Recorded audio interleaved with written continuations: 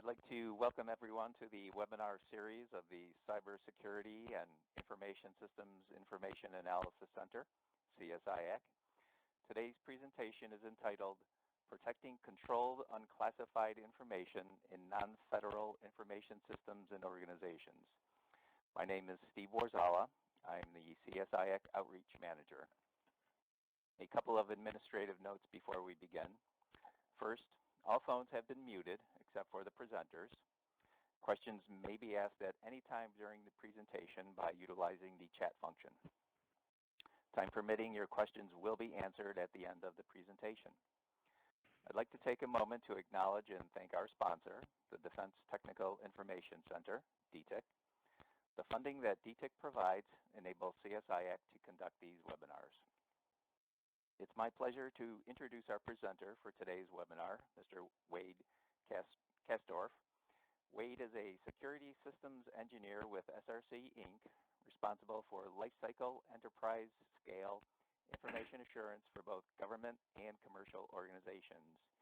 He has more than 15 years of experience with the development of enterprise IA strategy, IA assessment, planning, and execution, as well as the transition of legacy systems to the current RMF.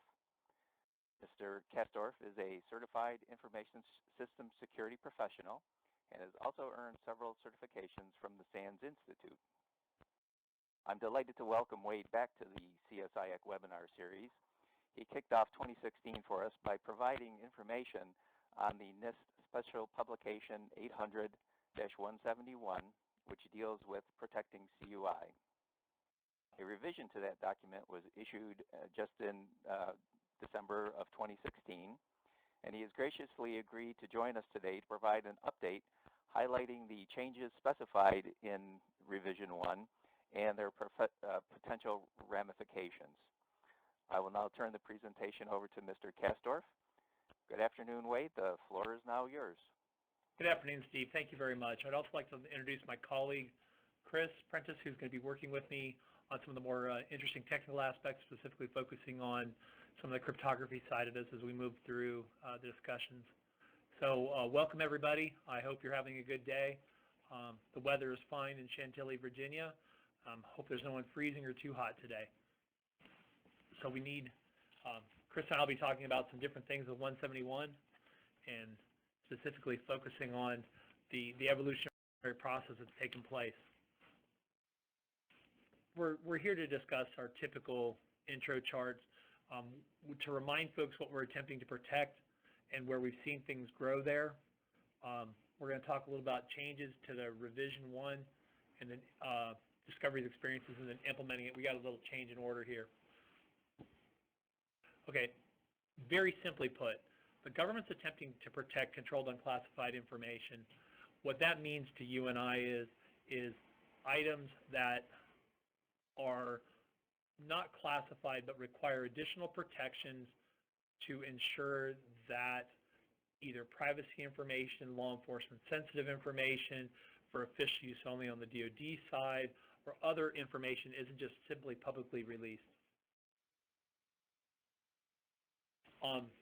During our research and what we've been watching over the past year is the change to the archives.gov site and the registry of CUI, or controlled unclassified information. This is for government-wide use. This is not DoD specific.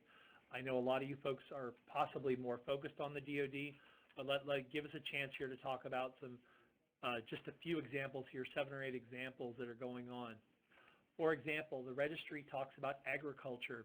When they have CUI, if we go to the right, on the left side, excuse me, it says agriculture or controlled technical information, and on the right actually gives you the ability to see the markings for that type of information. So folks aren't just using for official use only or whatever, they're actually using a new set of markings for their registry. I personally haven't experienced this yet, but this is the type of things that we're starting to see moving around throughout the area. What we've also found is there's other organizations who are out there that have their controlled items that may or may not be that involved yet in this sort of control channels. one thing I do want to say before I roll through this whole section on CUI is we're just providing you with our experiences and information. I guess this is our disclaimer, we could call it. But please ensure you work through your security officer, your classification specialist, your contracting officers for your contract-specific guidance on CUI. That's on the bottom of all of these slides. The reason for saying this is that our experience is that there is no consistency to the implementation of this based upon what organization that you're talking about. You'll hear me talk about USDA. I just picked them off the top of the hat, but you might have FAA telling you one thing, you might have USDA telling you another, and DoD telling you another, all for the same sort of information, even though there's supposed to be standardization. That's because the trickle-down effect possibly hasn't taken place well enough yet. When we move into DoD, and this was a written question that we received previous to this briefing, which we really did appreciate, we run into what's called covered defense information. Covered defense information is specifically for DoD purposes, Department of Defense, and I'd like to just focus on these for a moment. Our covered defense information, specifically controlled technical information, we've seen these charts before, we've seen this information before, but it specifically focuses on any sort of technical information either provided to the government or developed by a contractor of technical information with military or space applications. It breaks down into it in a detail below, but what I'd like to point out is this doesn't include information as publicly available already without restrictions. That does not mean that if you have CUI and you see it on the internet, just like classified, that it's free and for you to go share with everyone. But what it does mean to you is that you have to be aware of what's publicly available and what's not, and that has to be given to you by your contracting officers. Another bit is the critical information Opsec. We can read you guys can read and folks out there can read each of the types that are here, but our Opsec is ensuring that we don't talk about and communicate intentions, capabilities, or activities that could be detriment to the operational activity taking place. Export control information. Export control information, in my humble opinion, is one of the most difficult areas to work in when you start moving in through ITAR and then the export control information here. It's a specialty upon its own, but each of these type of data need to be controlled in a fashion that is protecting any CUI. And I'll get into this in a little bit more because that's what the question asks. The question was asking is how do we identify and protect and separate this data? Other definitions. This is the catch-all, we like to call it. The catch-all there is the contractor, proprietary type information or contractor information systems.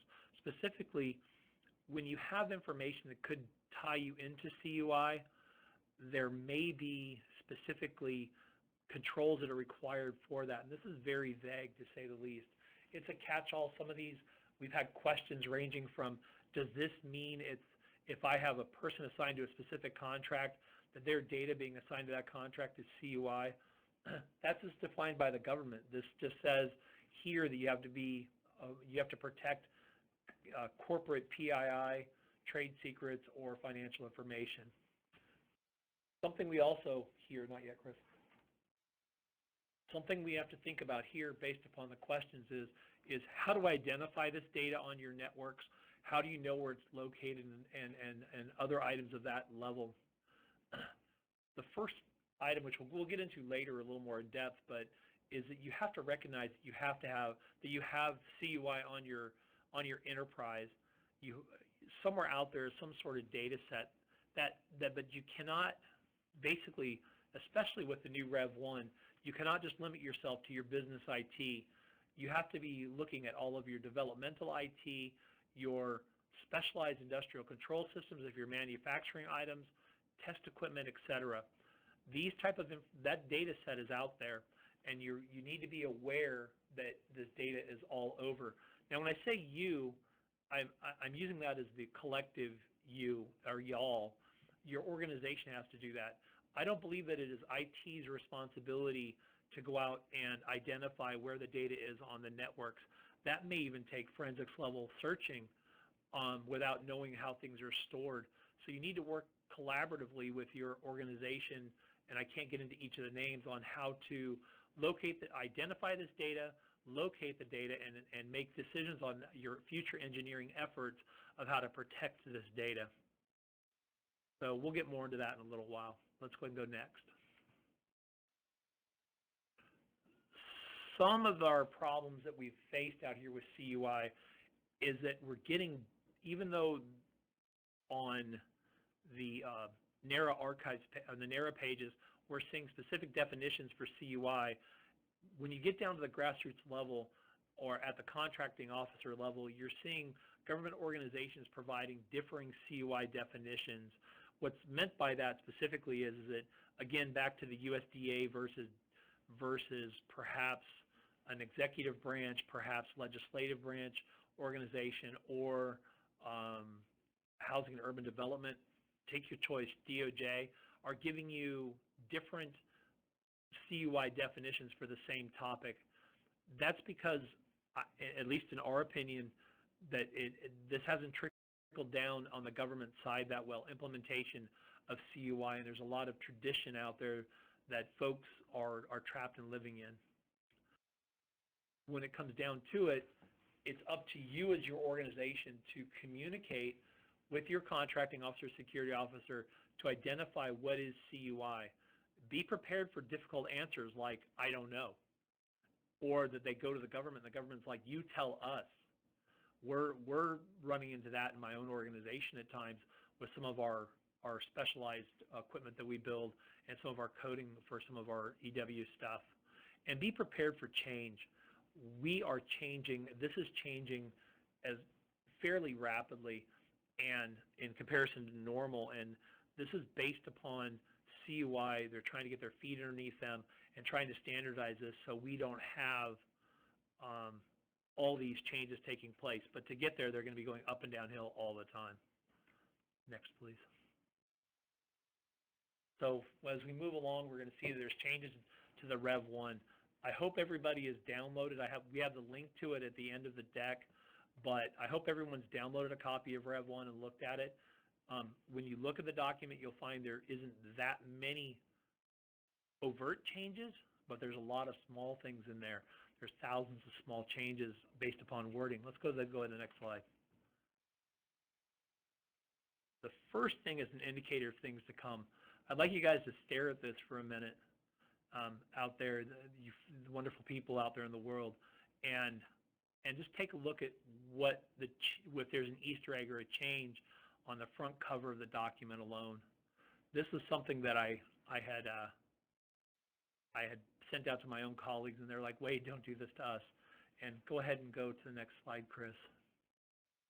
You'll find that the term information is missing off the previous slide. They've taken away the term information from information system. We got something? And we cut and pasted this right out of the document. I am not a lawyer. We are not lawyers here, but we found that the term information or information system, at least initially in the 171, seems to be losing vogue. And I don't have any answer why.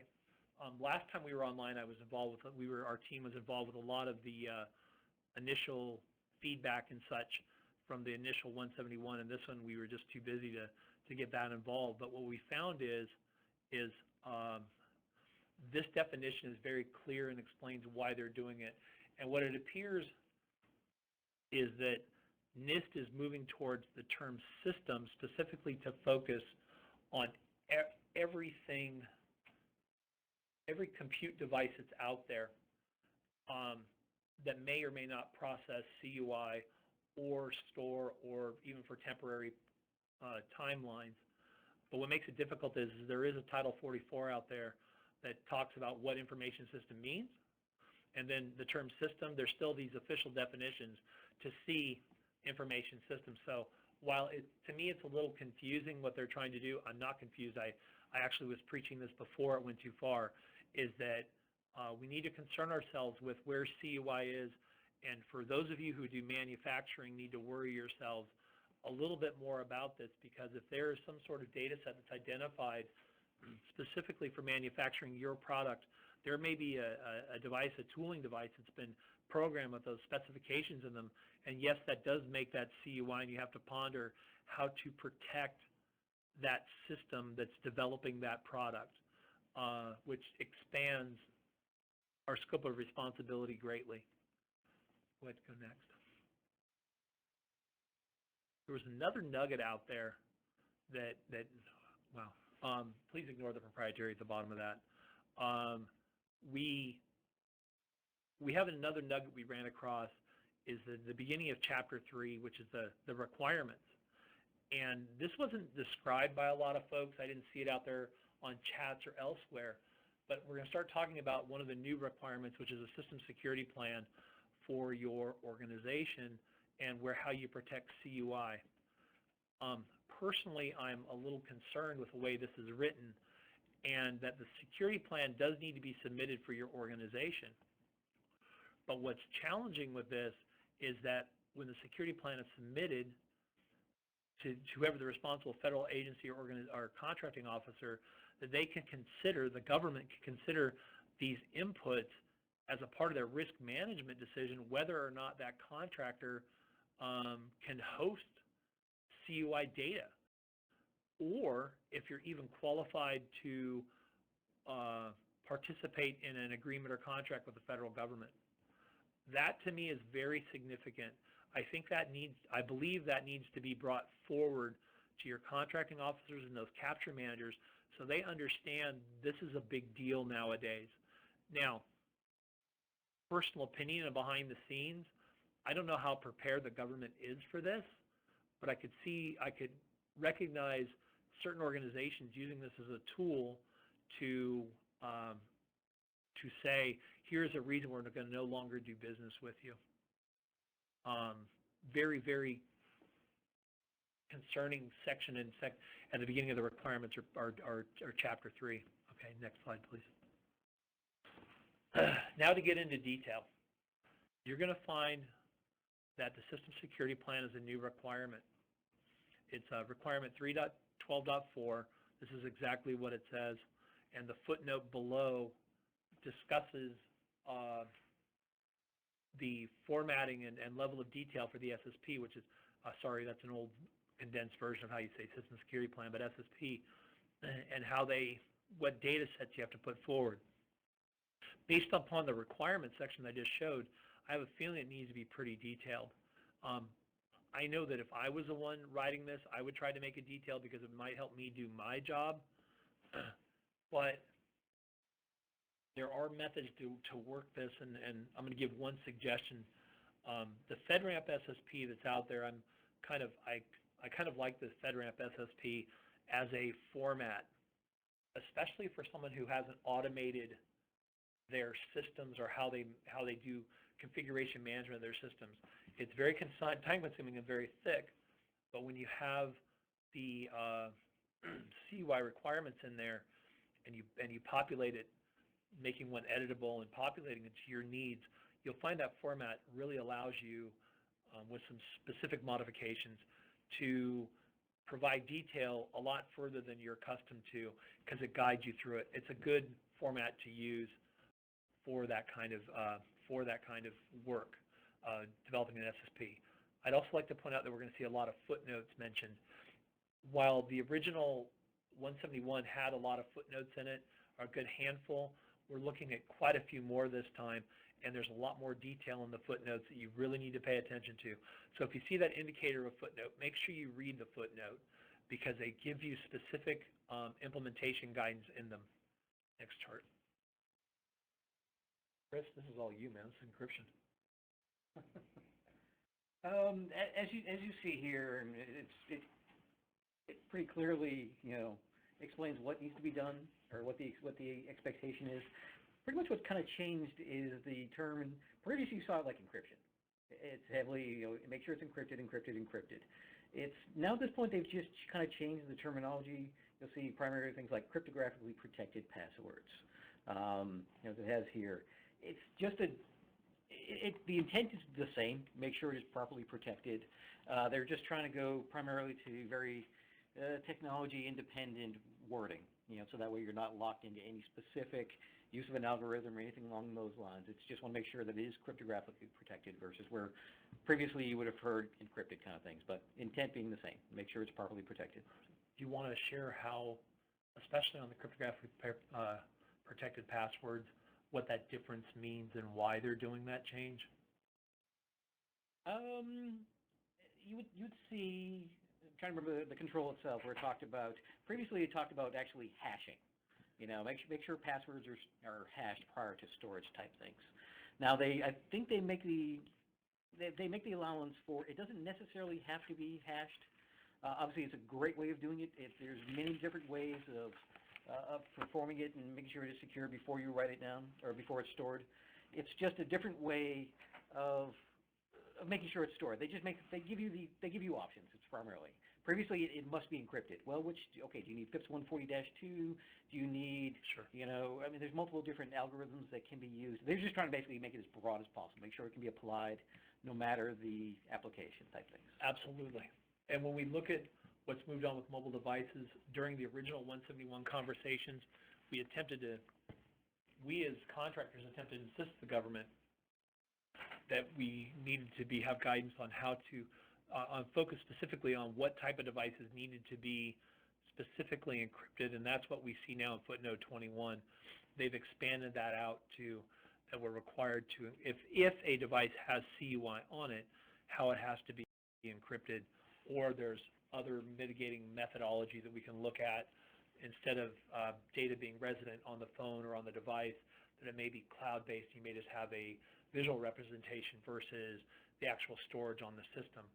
Just be aware that there is data sets that your users, whether you like it or not, are downloading PDF files, Word files, etc., to their local storage on their tablet device so they can work on it wherever they're on the road or whatever. That, based upon this, you're required, if you will, to encrypt that device. Let's go to the next slide. This is a change specifically focusing on the footnote. Chris, you may want to help me with this because I know I'm going to drop the ball here.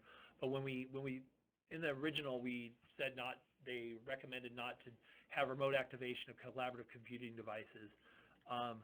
Specifically think about webcams on your iPads or on your local systems or other collaborative devices, so people, if they can get into your system, they can go and turn on those devices and gather that information. Let's say you have posters on the wall of CUI that they can get a visual representation of it. A lot of the larges, I believe, went out and pushed back on this because they use VTC systems that are dedicated like in a conference room, and they've got them to push back to where those are not impacted by this type of by this ruling, which I think is a good idea. Next chart. Now, this is a nugget that's buried in the front. Excuse me. Pardon me. In the front matter of the. I wish I had a delay there. That's buried in the front matter of the document on page V, and what you have found is that way down at the very bottom, that we are going to possibly start seeing some wording in the future. There are changes taking place. As I said, this is going on. If we look at last year's document, that date said 2016 instead of 2017 for the single FAR clause. I would anticipate seeing that coming out this year. It would be nice if it does. There'll probably be pushback, would be good. But in there is that very critical change where in the second bullet, and that says the CUI FAR clause will also address verification and compliance requirements for this document. I'm truly blown away by this. I don't know if the government is prepared on how they're going to address the verification and compliance requirements. I don't know how, from the folks I know in government at a few organizations, I haven't heard them even working on this for these CUI-like contracts on what expectation there is to send data back. I know Chris and I are experienced from a very government-focused network that has contractors on it, that currently they're offering to monitor your system for you, a contractor-owned system. I don't know if that is where this is heading. We don't know, but I think this is something that us as contractors need to pay very close attention to. This is another big one we need to point out, so we understand what the requirements are going to be, especially when they use the term compliance. This is supposed to be a risk management document, and the whole belief behind this document was that as contractors we would have the ability to put in compensating controls or mitigating controls. And with this being said, we're looking at this specific these possibilities, and this opens a whole new concern, at least for me, and how it's going to go forward. Next chart, please. Over the past year, we've been involved in a few assessments. We've assisted our own company. We'd like to share a few of those with you. It's been real interesting. We know that when the 171 came out, this is specifically our own organization, that the large contractors that we were subcontracted to were quick to notify us, the subcontractors, of 171 FAR and DFAR responsibilities. The irony behind this was they weren't even able to answer what was going on yet because they were in the same boat we were. They were just reacting and ensuring that we understood that was out there. We're still seeing this type of communications, one-way communications, where the prime contractors are telling us we need to comply with this on certain contracts, and on other contracts we're not even hearing about it. We're taking it upon ourselves to ensure that they know that we're doing our job. Now, this does not mean that we're passing through the prime contractor our POAM that we've provided the government. It doesn't mean that we're sharing all of our inside information here. It just means specifically that we acknowledge that we need to do this, and we're working to attain our goals for NIST 800-171. We also have been collaborating with a lot of groups in general that, while we were familiar with many of these groups, and we know folks in each of these groups, and please change the names to your organization's names, we found ourselves really working closely with the contracting organizations. While Chris and I have both worked CETA work and had to work side by side with government contracting officers, that doesn't mean that we've had to work with our corporate contracting officers as much as we have been to discover how to assist them to comply with the DFAR and the FAR's requirements in 800-171, the reporting, et cetera.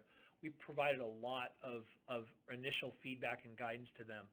We've had to consult with legal teams on some of our assessments that we've been involved in. We went out and we sat quite a bit with the legal teams because they were the ones who did the interpretations of 171 and the other supporting documents of FAR and DFAR. Finance organizations, we'll get to that in a minute, but you'll find it's like that you'll see some organizations have actually put CISOs and others under the finance organization, and you have to work with them closely, but later we'll talk about funding. Compliance, program management, and security, each of those groups we've had to speak with, communicate clearly these requirements and why they need to build them either into their deliverables for government deliverables, or why they need to protect their dev network, their development network, or if they've decided to use one of the cloud service providers out there and they start putting specialized data out there that they really did need to let security and IT know that they were doing that type of work, all those different sort of things. We've also had the opportunity to ensure that there was more job positions available for cybersecurity professionals. That's based upon these requirements. You can ask your IT folks to do so much, but when you only have one or two in an office, you have to have someone who is watching all of these type of data points, plus all the additional items that take place. We can look at the traditional ISO role for this quite often, and that person's role will function to observe the audits or review audits or ensure that they're tracking your POAM, and now with the SSP they're going to have a lot more work to do. One consistency we found is that inconsistent guidance is absolutely consistent with no other way, shape, or form. And that's simply, again, back to the trickle-down effect. Our organizations haven't seen, our government organizations at the grassroots level have not been clearly, how do we say this, have not been clearly given guidance on how they're supposed to implement these type of things. Now, when I say this, I'm speaking to the intelligence community. I'm also speaking to the DoD to a point. But what you're finding is that certain programs only do as little as needed or as much as needed to get the job done. But nevertheless, if you're working with one organization, let's say you're working with, oh, I don't know, FDA, and another org you're working with is FAA, you're going to get inconsistent guidance between both those groups based upon contractual requirements. It's going to prove difficult overall, so you have to find a happy balance out there.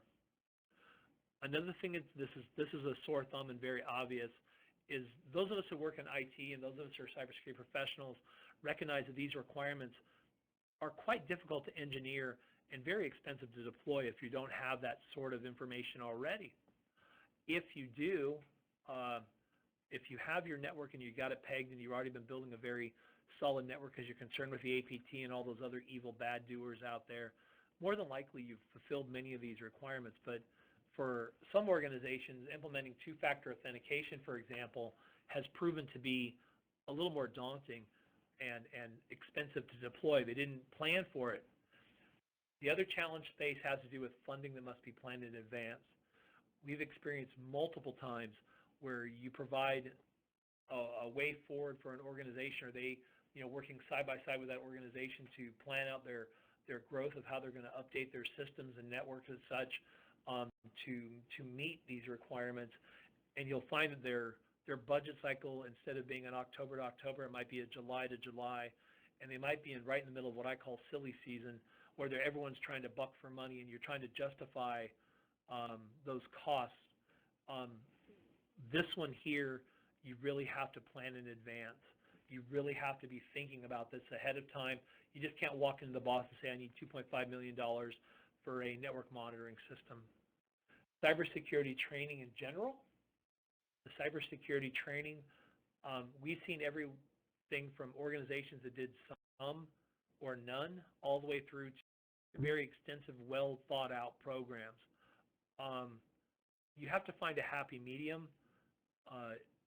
We really recommend, even though it's not specifically called out, we really recommend that you focus on some of the automated phishing campaigns you can run against your own folks.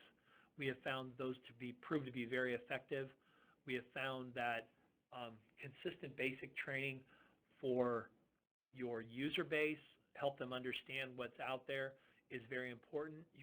You can point your training in different ways, either say, hey, from a home perspective or from a work perspective, but focus on training.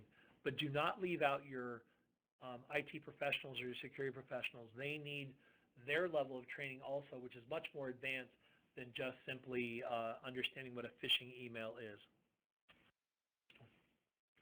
How are we doing for time? Oh. Okay. Experiences.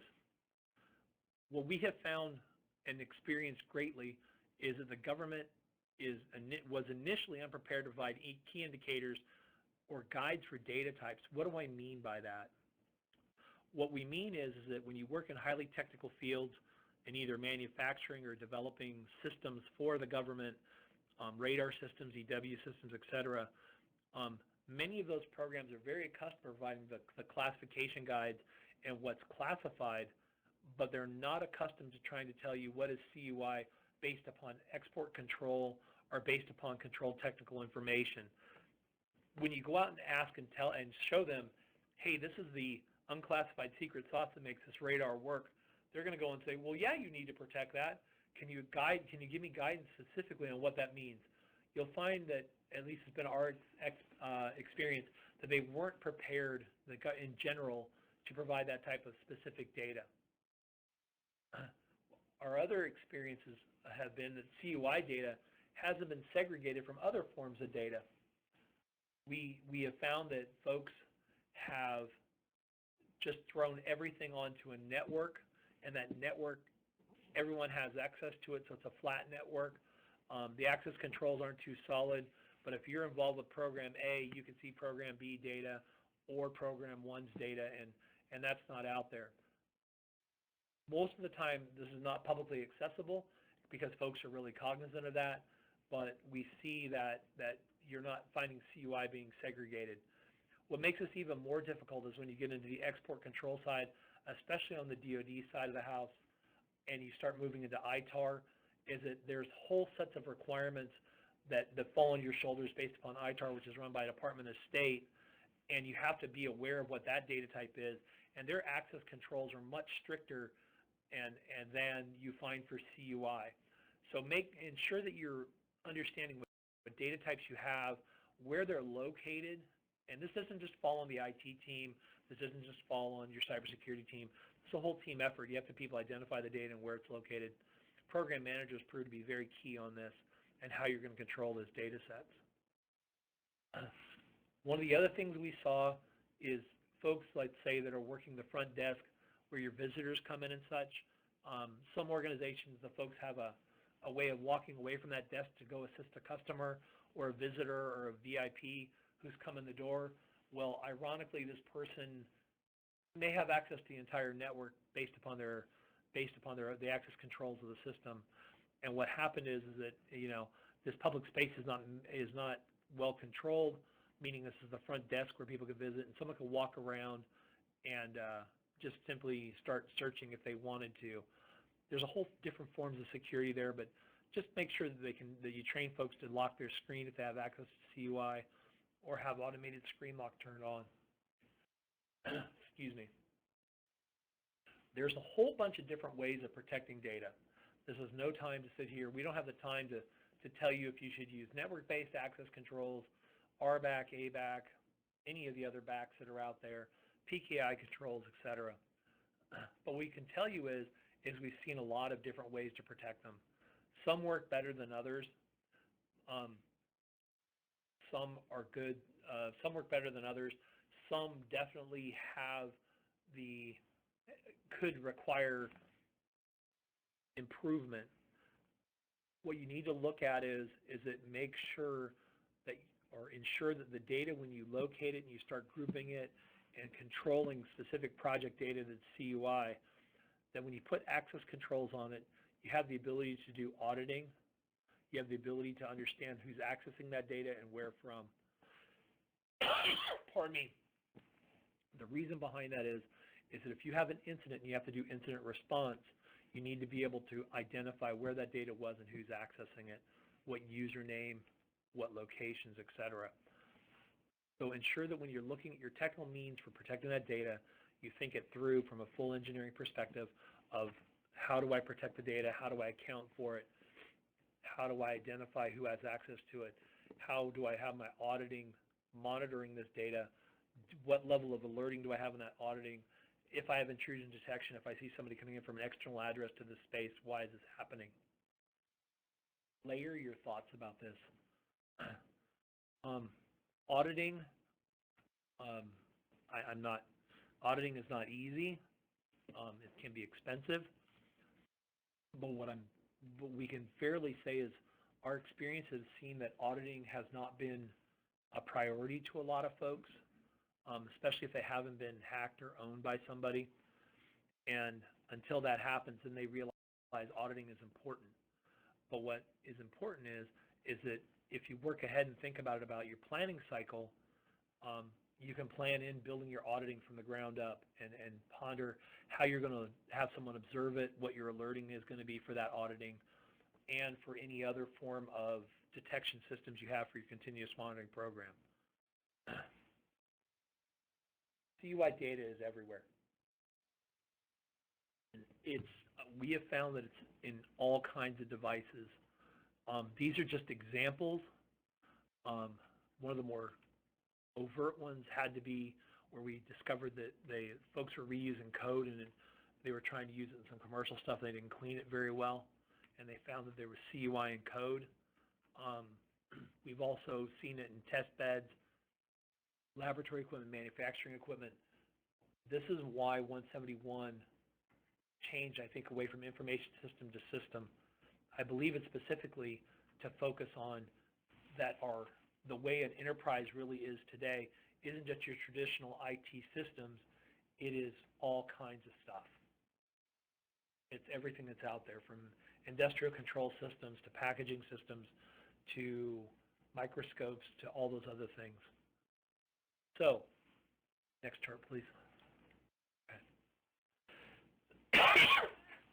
Pardon me. We should also think about where should you be at on this journey, how you implement 171. This is a repeat for some folks. This is good data for others. Let's go ahead and get started on that. When you implement your program or cybersecurity program, you need to look at it from where am I at today? Don't worry about last week, last month, last year. Where am I at today where I have to build my system to meet this baseline? By now, if you've been around NIST 800-171 and you've been involved with it since it first got published and we first talked about it, you should have already done this. You should have a POAM completed. You should have submitted your POAM if that's what your contracting officer directed you to do. You should have an idea. A POAM is a plan of actions and milestones. You'll see that the term they use now is a plan of actions. And you're going to find that you need to have baseline managed and understand where you're at and have a work-off plan for it. If you don't have it already, we find that it's very important that you establish a formal project plan for an enterprise IA program. Now, this could be anything from a very small organization all the way through to thousands of people or hundreds of thousands of people working for a company. But you want to establish a project plan so your management team that you're working with understand that this is a controlled, well thought out, moving forward process that's going to allow them a return on investment that's measurable. And you need to be able to show that to them. And the project plan is one method for doing that. What project plan you use and how you do this is up to you, but this is something we found that's very important to move forward. You want to obtain buy-in from your leadership teams and a board of directors. If they don't know why you're doing this and they don't have buy-in to it and they don't see why they want to continue doing business, for example, with Department of Justice or with FAA or with FDA or with the DoD, that's fine. If they don't want to buy into it, and when they start seeing contracts being lost because of that, they'll understand, and you've done your due diligence, you've done well. But if they choose not to support you, frankly, it's going to be their loss. Then after getting the buy-in, you want to implement that IA program plan. We put in there that it's multi-phase. Folks, this isn't just a one-time good deal thing. This is a life cycle. This is a system. This is a life cycle of information assurance and cybersecurity projects. You want to ensure that you continue to do self-assessments, verifying that you're achieving your milestones and getting things done, and you want to validate your cybersecurity posture at the end of each milestone. That may mean that you're finished up a whole big project and you want multiple people coming in or have an organization from external come in and assist you with that. There are near-term priorities.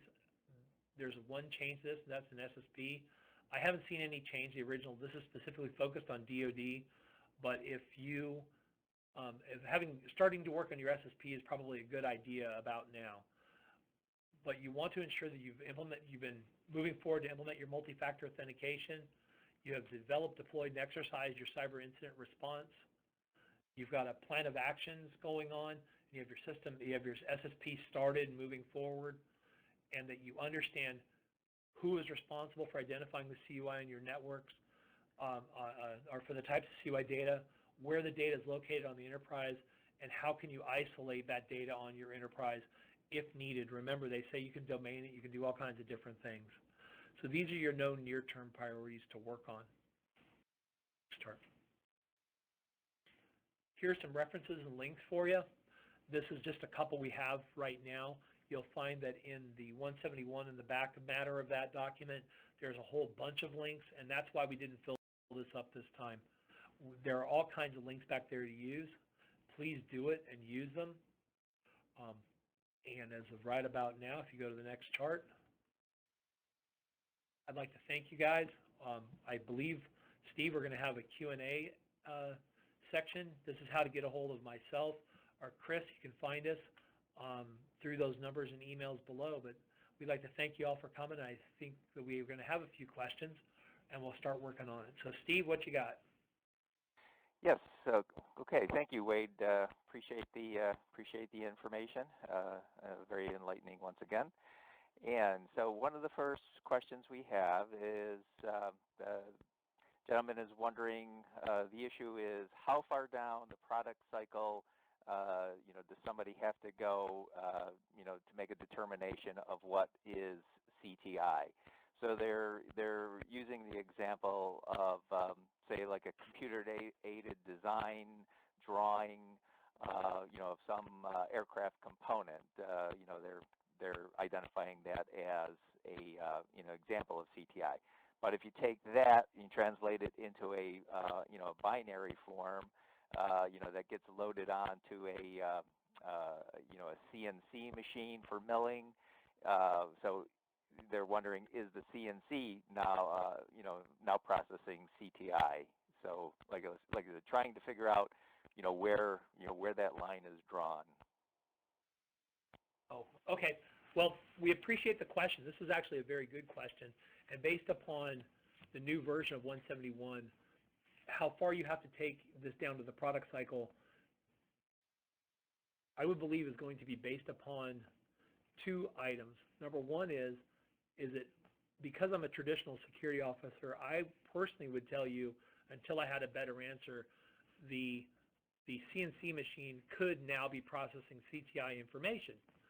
Now, with that being said, I figure that there's a nice person who's involved here right now whose head just exploded, because for something of this nature, this is a huge, big deal. When you put it out there, yes, you're putting it out on that device, and that whole network for your CNC machines is more than likely its own isolated or its own network connected to all the other systems, and you've got people managing it from all over the place. The answer I would like to give you instead of my answer, which is my security traditional, yes, no, black, white answer, is I would turn that back around onto your government contracting office and ask them to give you the guidance specifically at that level. I would be prepared for the answer I just gave you, though. I would be very prepared for them to say, absolutely it is. But then you as the contractor need to strategize with your organization on how to communicate to the government there could be significant impact to cost, schedule, and performance for your whole organization, that contract vehicle. Think about that. I hope that's the answer you were looking for. I believe that it's pretty close to what you're going to hear, at least in my experiences. Chris, do you agree? I do. Just something else to consider is you put it here, it's been translated into a binary. I mean, without knowledge of how it's actually, how the translation is accomplished, I mean, technically, if that is, via some hashing algorithm that cannot be recovered back to, anything usable and understandable, that actually may be one way to have the discussion back to the government. If they say, yep, it's definitely processing, well, hey, it's been converted. It's no longer any type of recoverable representation of what it previously was. Like I said, that may be something that you can utilize to have the conversation with the government and say, nope, it's actually not. So another item that I just pondered is that it might also not be moving on TCP/IP. You may actually have that on a different form of network, an ICS type network that's non-accessible from the internet. You have to think about how to find compensating controls to win your discussions with the government on how to support it. The way Chris looked at it, I like, being a binary and another communications. Is it processing CTI? It may not be identifiable as CTI when it's in that binary format, but there's different things to look at here. That's a very good question, and thank you very much. I like that question. Thanks for fielding that one. So we have another question that's also kind of in kind of the manufacturing environment oriented, and it has to do. So is the SSP an organizational level requirement, or is it needed by the system boundary that is providing the protections? And like I said, that's kind of tied towards a kind of got a manufacturing environment slant to it again? Sure. My understanding after reviewing this document way too deeply is that it's an organizational level requirement. But this gets really, this is going to be driven by how your contract is written and what the expectation of your government contracting officer is. Again, the biggest consistency is inconsistency. If we move forward looking at this, while it says system security plan, the term system has been modified by the NIST for this document to discuss that big picture of what is your enterprise and how you're controlling your data set. I want to give you a very closed-in answer on this. I wish I could, but at this point of time, the way I interpret your question is this SSP an organizational level requirement, or is it needed by the system bound, or is the need by the system boundary that is providing the protections? The answer is it depends. If your manufacturing environment is isolated from your business IT, for example, and you have it already segregated, you may have more than one SSP, or you may have a separate item covering each section. If I don't know your network well enough yet, we're going to have to look at this from a holistic perspective. You're going to be looking at how you protect CUI for the whole organization. You may have, I'm just going to use simple terms, so you may just have from a networking environment, a subnet that deals with just your manufacturing environment. You may be able to identify how you protect that from external accesses, et cetera, using your system boundary, that specific boundary for that segment of your SSP. This is going to be I don't think the government recognized how big this could be if you're one of the largest out there, one of the large contractors, and how encompassing this becomes. I look at it from a 1,000-person company and go, yeah, this is going to be multi-chapters, I can tell already, possibly multi-volumes. If I have to write it from an organizational perspective, if I can get away from it from a system perspective boundaries, it's going to be a different document altogether. I agree with your question here. Look big, focus on the small sections, and you're going to have to ask your contracting officer again what they expect. Okay, thank you, Wade. Thank you, sir. So we have a question on 3.5.10, the encryption area. Does that mean no clear text logons? And does that include email systems that pass CUI? Wow. Chris, you're going to help me with this one. The answer to your question is, or an answer to your question is, yes, it's going to include email systems. I'm taking the easy way out first. That means no clear text logon. So what your question is I'm going to interpret the question to mean I'm using Telnet, which has no, and I'm not SSHing into a system. I'm sorry, we're going geeky here for, old school geeky here for a minute. And when I go into this Telnet, I've got full open communications. If someone with a sniffer can get my logon while I'm Telnetting in to get email from that system. There's probably different layers to this. I'm wondering if you're talking about that your, let's say, system logs are being emailed to a local store where you go in there and you pull them back that way, or something of that nature. So it's a system. Go ahead, Chris. Help me here. Well, I mean, like I said, it's with so many things. It depends on what the specific implementation for your password login system is. The control says store and transmit only cryptographically protected passwords. So if your web page itself, or whatever the login page, doesn't actually provide encryption, but in this case is not specifically storing it, other than just a quick cache before it gets handed off to the network kind of things, as long as your network provides an encrypted path for authentication, then that would satisfy the control. You are entering, obviously clear text type stuff, but it's being actually transmitted through a cryptographically protected, tunnel, for example. Another possible way of doing it is if your authentication page actually does, before it does transmission, it actually performs a cryptographic function on the password before being transmitted.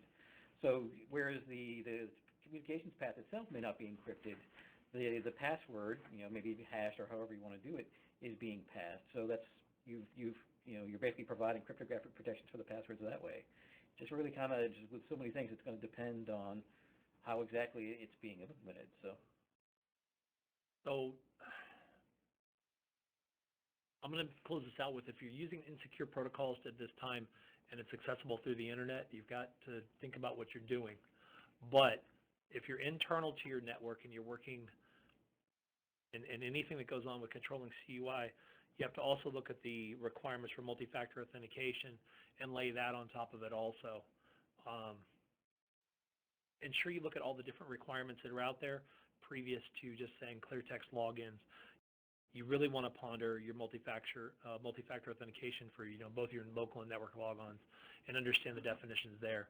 That's a good question. It's definitely got a lot of discussion that goes behind it, but we can live with that one. That's our answer for now. Okay. Steve, what's next? Thanks for fielding that one.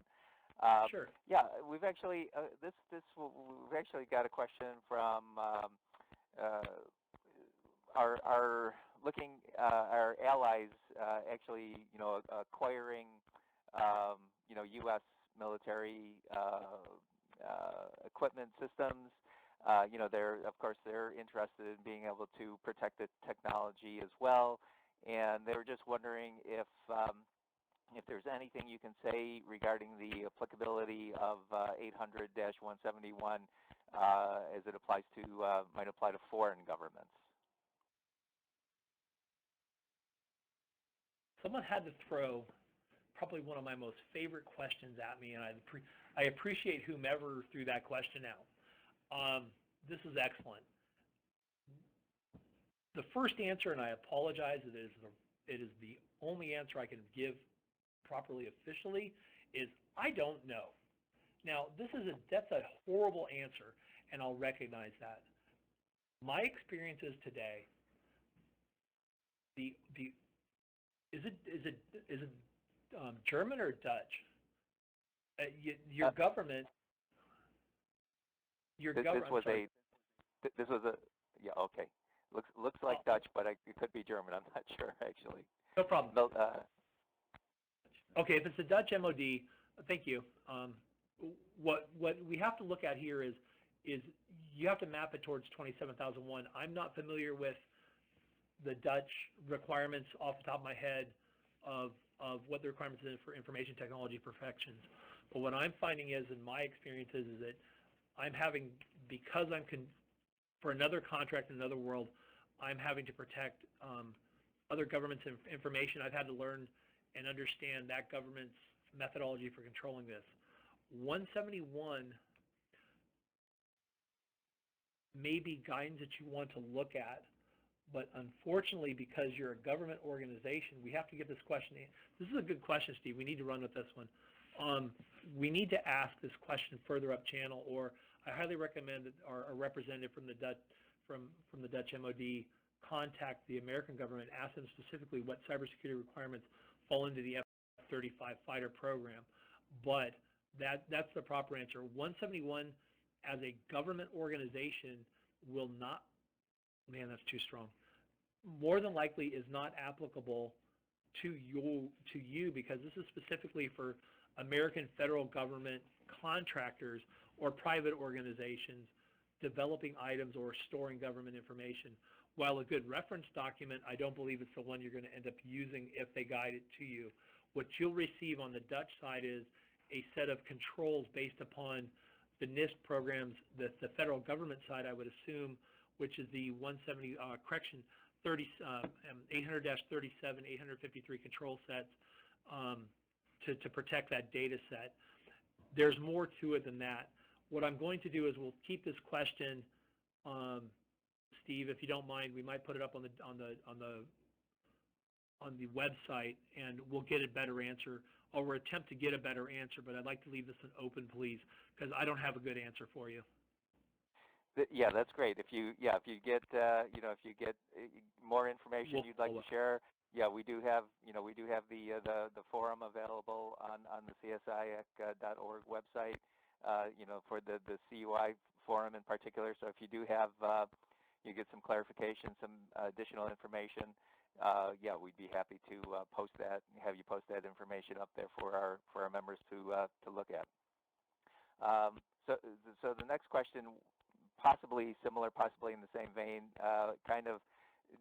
do you have any references to the requirement for ITAR that are different than CUI? Chris, you want to talk to that, speak to that, or? Well, like I said, I mean, there are, within the FAR and stuff, there are ITAR-specific references. So, and I know some of the information that's contained within 800.171 can be used to address, ITAR compliance type things, but off the top of my head, I do not know, what the one-to-one comparison of the ITAR applicable controls versus the CUI applicable controls. Absolutely, and thank you. You got me thinking. I was on the previous question. My head was still spinning on that. Another point with ITAR is ITAR is controlled by the State Department. You have to go to the State Department websites to find the information on how to control ITAR, and there's various forms of it. I am not a professional in that, and I always go to our compliance folks for this, which causes my head to hurt. We're seeing some different links that we're finding that are provided on the chat right now, if you guys see the chat, but you're seeing cloud audit controls out there for specific controls being mapped to it. Is that for ITAR? Or, yeah. Those are specific references to ITAR 853-27001. Cool. So we can see different references for that. But what I would like you guys to think about with ITAR is that's a whole nother swim lane. My opinion is it is not CUI. ITAR is its own swim lane, and there's very specific compliance focus there for ITAR, and you want to ensure that you look at that and add those to your controls, because that's what my organization has done, is we've tacked on the additional ITAR controls. A great example for this has to do with if you're using Office 365 and you're a contractor that has ITAR information or CUI information, there is the GovCloud offerings for Office 365 that provide the ITAR protections as required by State Department, et cetera, that my organization is currently using. So that's available now. Go through your I'm not pro Microsoft or pro Linux, whatever, but go through your Microsoft sales reps to figure out how to get involved with that. So thank you. Great. These are great questions. Okay. Thanks, guys. We're kind of running over our allotted time here, so I'm going to wrap things up now. I want to thank you for giving the presentation, giving us the overview, and trying to help folks prepare themselves to meet the requirements of this of this document. And I'll just say that we do have the forum. If folks have other questions, you can send questions to info@csiac.org or go to the site. We do have the forum. If you want to continue a dialogue, Wade and Chris may be able to answer some questions down the road if you have questions that pop up. And I just once again thank you, Wade and Chris, for taking the time to share the information with our members today, and we appreciate it very much here. Thank you for having us. We appreciate it, and thanks to everyone who joined the webinar. It's really cool. Thank you. Thank you very much. Okay. Have a good day, everyone. We'll see you next time. Bye bye now. Good day.